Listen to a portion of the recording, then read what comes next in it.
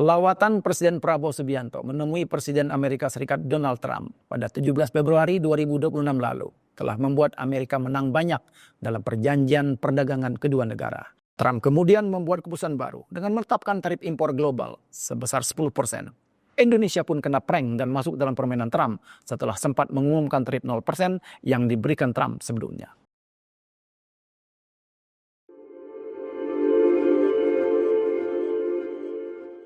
Assalamualaikum warahmatullahi wabarakatuh. Sobat The Press, kembali bersama saya Sohandi Hasan dalam ngobrol politik Indonesia ThePress.id agar saya, Anda dan kita semua paham tentang politik. Sobat The Press, lawatan Presiden Prabowo Subianto menemui Presiden Amerika Serikat Donald Trump pada 17 Februari 2026 lalu telah membuat Amerika menang banyak dalam perjanjian perdagangan kedua negara.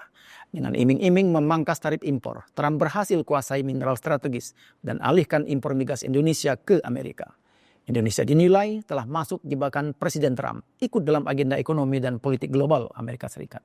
Salah satu poin kerjasama perdagangan Indonesia-Amerika hasil dari kunjungan Presiden Prabowo menemui Presiden Donald Trump 17 Februari 2026 adalah pemerintah Indonesia sepakat untuk mengimpor komoditas energi hingga 15 miliar US dollar atau sekitar 253,47 triliun rupiah per tahun dari Amerika Serikat. Impor crude oil and gas ini merupakan bagian dari kesepakatan hasil negosiasi tarif dagang yang ditandatangani Presiden Donald Trump dengan Presiden Prabowo Subianto dalam dokumen Implementation of the Agreement Toward New Golden Age US-Indonesia Alliance. Ada kesepakatan juga untuk melakukan impor gas dan crude oil, nilainya 15 miliar US dollar per tahunnya, kata Menteri Investasi dan Hilirisasi Kepala BKPM Rosan Perkasa Ruslani dalam konferensi pers secara daring dari Washington DC, Jumat 20 Februari 2026.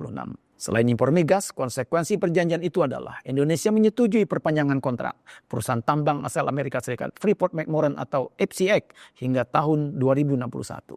Kesepakatan tersebut menjadi kelanjutan dari kontrak yang saat ini berlaku sampai 2041. Itu artinya masa izin yang baru direncanakan berlangsung selama 20 tahun, yakni periode 2041 hingga 2061.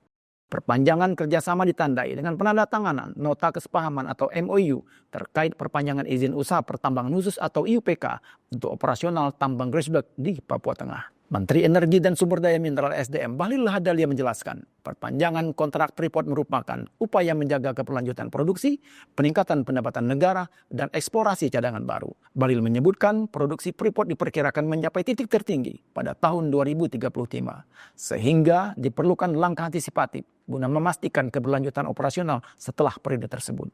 Kita tahu bahwa konsentrat Freeport sekarang memproduksi 1 tahun pada saat sebelum terjadi musibah itu mencapai 3,2 juta ton biji konsentrat tembaga yang menghasilkan kurang lebih sekitar 900 ribu lebih tembaga dan kurang lebih sekitar 50 sampai 60 ton emas, kata Bahlil dalam konferensi pers daring dari Washington DC, Amerika Serikat, dikutip dari Antara Jumat 20 Februari 2026. Sebagai tukarnya, Amerika memberikan tarif impor 0% pada 1.809 pos tarif produk Indonesia.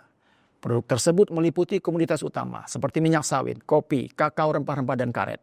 Dari manufaktur dan teknologi seperti komponen elektronik termasuk semikonduktor dan komponen pesawat terbang. Namun dalam waktu yang sama, Indonesia harus membebaskan 99% produk Amerika Serikat masuk ke pasar Indonesia dengan melonggarkan standar halal untuk produk makanan dan minuman. Ini bukan sekedar isu dagang, ini menyangkut hak konsumen muslim atas kepastian informasi dan masa depan ekonomi syariah nasional, kata ekonom CSAD, Center for Sharia Economic Development Indep, Hakam Najah dalam keterangan tertulis Minggu 22 Februari 2026. Hakam menilai pelonggaran aturan sertifikasi halal berpotensi merusak tatanan pelindungan konsumen di dalam negeri. Sobat The Press, tak berselang lama setelah Trump menyetujui tarif impor 0% kepada Indonesia, Mahkamah Agung Amerika Serikat membatalkan keputusan Trump tersebut pada Jumat 20 Februari 2026. Dengan hasil pemungutan suara 6-3, Mahkamah Agung Amerika memutuskan Presiden Donald Trump tidak berwenang untuk memberlakukan tarif global berdasarkan Undang-Undang Kekuasaan Ekonomi Darurat Internasional atau IEEPA. Trump kemudian membuat keputusan baru dengan menetapkan tarif impor global sebesar 10%.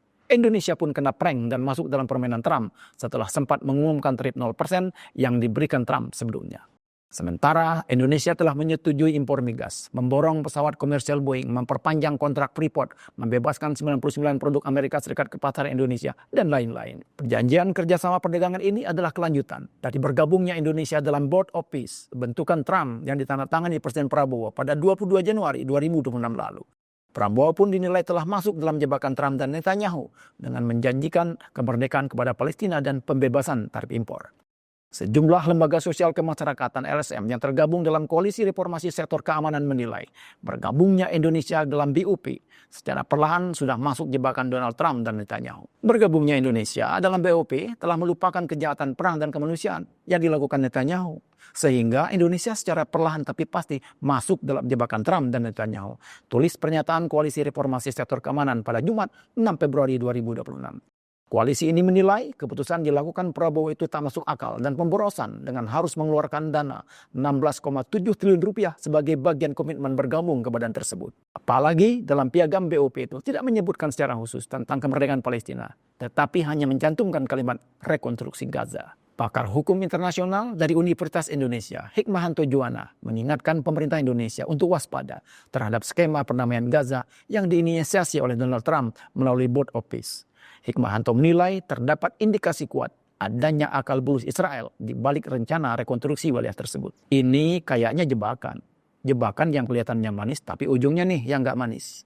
Ujungnya itu adalah rakyat Palestina tidak akan mendapatkan negaranya. Kata Hikmahanto dalam podcast Forum Keadilan TV Minggu 22 Februari 2026. Hikmahanto khawatir sikap naib demi mendapatkan keuntungan diplomatik justru akan menjerumuskan Indonesia ke dalam posisi sulit baik secara internasional maupun domestik. Di tengah banyaknya kritik terhadap keputusan Presiden Prabowo bergabung ke BOP, sempat berkembang wacana bahwa hal itu bagian dari strategi kuda Troya untuk mengetahui apa yang ada dalam badan tersebut.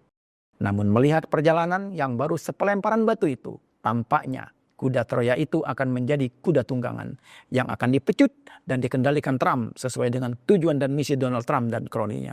Semoga bermanfaat dan menambah wawasan. Sampai jumpa. Assalamualaikum warahmatullahi wabarakatuh.